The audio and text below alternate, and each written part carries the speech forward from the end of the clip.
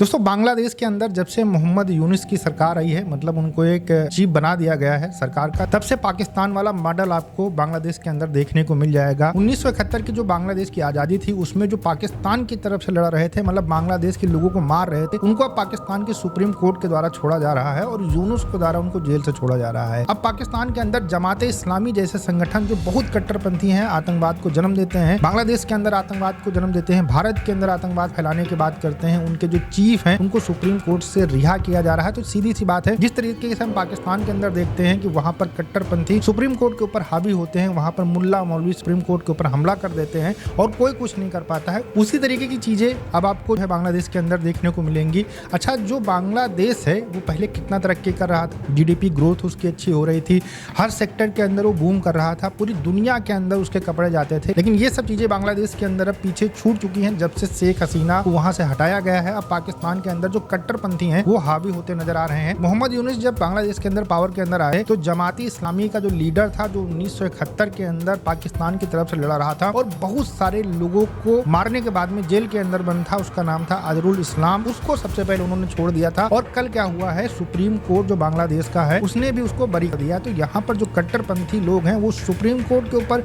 हावी होते नजर आ रहे हैं। इसी वजह से मैं कह रहा हूँ कि पाकिस्तान जैसा हाल ही में आपको बांग्लादेश के अंदर देखने को मिलेगा। जैसे कि पाकिस्तान क्या कहता है कि हाफिज सईद को हमने सजा सुना दी है और वो जेल के अंदर है, लेकिन उसकी जो संस्था है बाकायदा काम करती है और पाकिस्तान दिखाने के लिए सिर्फ दिखाता रहता है कि हमने जैसे मोहम्मद को, लश्कर तैयबा को बैन कर दिया है, लेकिन आप देखिए उनके जगह जगह के ऊपर संगठन खुले हुए हैं। और भारत ने भी जब एयर स्ट्राइक की है तो साफ साफ मसूद अजहर ने बोला कि उसकी फैमिली के लोग मारे गए, उसके मदरसे के ऊपर अटैक हुआ है। तो आप अंदाजा लगा सकते हैं कि पाकिस्तान जिस तरीके से कट्टरपंथियों को सहारा देता है, आतंकवादियों को सहारा देता है, उसी तरीके से बांग्लादेश भी अब ये करने वाला है और वहां पर कट्टरता बढ़ती ही चली जा रही है। इस कट्टरता को बाकायदा मोहम्मद यूनुस सपोर्ट करते हैं। ये जो कट्टरता है ये मोहम्मद यूनुस के आने के बाद में आई हुई है और इनको नोबेल पुरस्कार मिला हुआ है। बांग्लादेश के लोगों ने सोचा था कि भैया ये कुछ अच्छा करेंगे, लेकिन ये खुद बांग्लादेश को बर्बाद करते नजर आ रहे हैं। अपनी कुर्सी बचाने के लिए वहां के जो कट्टरपंथी हैं, वहां के जो आतंकवादी हैं, उनको छोड़ा जा रहा है और अब इस चीज को लेकर बांग्लादेश के अंदर बहुत बड़ा एक आंदोलन भी शुरू हो चुका है। आप देख सकते हैं यहाँ पर ढाका ट्रिब्यून की एक रिपोर्ट है और इसमें कहा गया है कि जब अजहरुल इस्लाम को छोड़ा गया तो इसको लेकर कई यूनिवर्सिटीज के अंदर प्रदर्शन हुआ और वहां पर जो छात्र थे वो आपस में लड़े भी हैं कि इसको नहीं छोड़ा जाना चाहिए, इसने बहुत सारे बांग्लादेशियों को मारा है और इसको मौत की सजा होनी चाहिए, फांसी की सजा होनी चाहिए। इससे पहले इसको सजा भी हो चुकी थी, लेकिन मोहम्मद यूनुस का हाथ जब से इसके ऊपर आया है तब से भैया खुला घूम रहा है, राजाओं की जिंदगी जी रहा है। जमात इस्लामी जो पहले बांग्लादेश के अंदर बैन थी, आजकल वो जगह जगह रैलियां कर रही है और मोहम्मद यूनुस को पूरा सपोर्ट कर रही है। अपनी कुर्सी बचाने के लिए पूरे बांग्लादेश को मोहम्मद यूनुस बर्बाद करना चाहते हैं। अच्छा, एक और चीज मैं आपको बता दूं कि पाकिस्तान के प्रभाव में मोहम्मद यूनुस इतना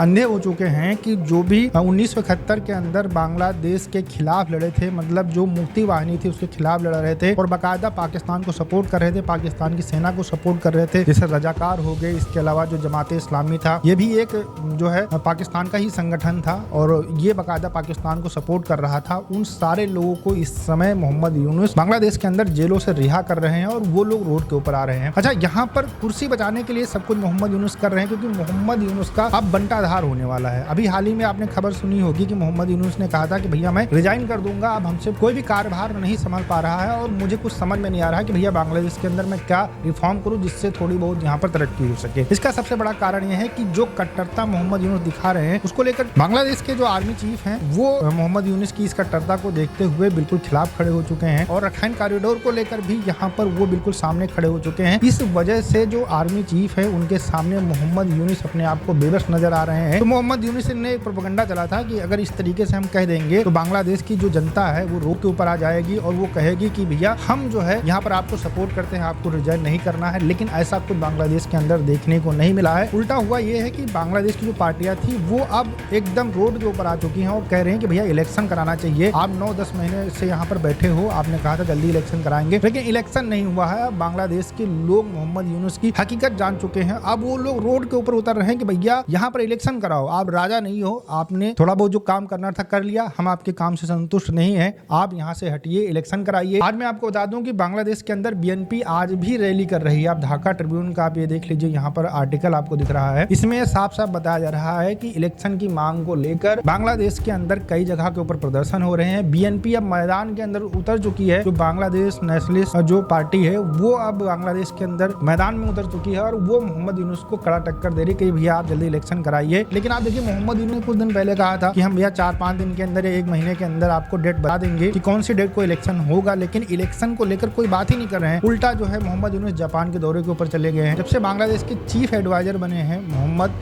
यूनुस, तब से कहीं चाइना के पास जा रहे हैं, कह रहे कि भैया आप हमारा एयरपोर्ट ले लीजिए, हमें थोड़े बहुत पैसे दे दीजिए। कहीं अमेरिका के पास में जा रहे हैं कि आप रखाइन जो है कॉरिडोर बना लीजिए और हमें थोड़े बहुत पैसे दे दीजिए। मतलब हर देश के अंदर जाकर पाकिस्तान के जो प्रधानमंत्री पहले काम करते थे कटोरा लेकर, वही काम करने के ऊपर इस समय मोहम्मद यूनुस एकदम उतारू हो चुके हैं। लेकिन इनको कहीं से पॉजिटिव रिस्पांस नहीं मिल रहा था। इसी वजह से ये बांग्लादेश की जो जमीन है उसको यहाँ पर बेचने के ऊपर आ चुके हैं, क्योंकि इनको पैसे की जरूरत है। इनका जो फॉरेन रिजर्व है घट रहा है, इकोनॉमी जो है बेकार हो रही है और वहाँ के जो गारमेंट वर्कर हैं वो लगातार प्रदर्शन कर रहे हैं। अब इन सारी चीजों से उभरने के लिए भैया इनको पैसा चाहिए और इनको पैसा कहीं मिल नहीं रहा। इसी वजह से अमेरिका को, चाइना को अपना देश बेचने के लिए तैयार बैठे हुए हैं। अब इन सारी चीजों को लेकर जाहिर सी बात है बांग्लादेश के अंदर कुछ जो बुद्धिजीवी हैं वो अब सामने इनके खड़े हो चुके हैं, प्रदर्शन चालू हो चुके हैं और कई सारे ऐसे बिल लाए गए हैं जिसकी वजह से भी बांग्लादेश के अंदर लगातार प्रदर्शन हो रहा है। अब मोहम्मद यूनुस की जो कुर्सी है वो उनको खतरे में दिख रही है। इसी वजह से ये जो रिजाइन वाला है, इन्होंने नाटक किया था लेकिन ये इनके ऊपर उल्टा बैकफायर हो गया है। जमात इस्लामी या जितने भी कट्टरपंथी संगठन है पाकिस्तान को जो सपोर्ट करते हैं बांग्लादेश के अंदर, वो जितना ज्यादा बांग्लादेश के अंदर मजबूत होंगे उतना ज्यादा भारत के लिए दिक्कत होगी।